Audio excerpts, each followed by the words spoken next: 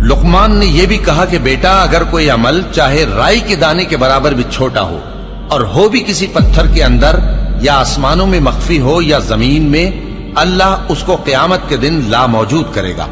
कुछ शक नहीं कि अल्लाह बारीक बीं है, खबरदार है। बेटा, नमाज की पाबंदी रखना और लोगों को अच्छे कामों के करने का मशवरा देते रहना, बुरी बातों से मना करते रहना और जो मुसीबत तुझ पर वाक़े हो उस पर सब्र करना।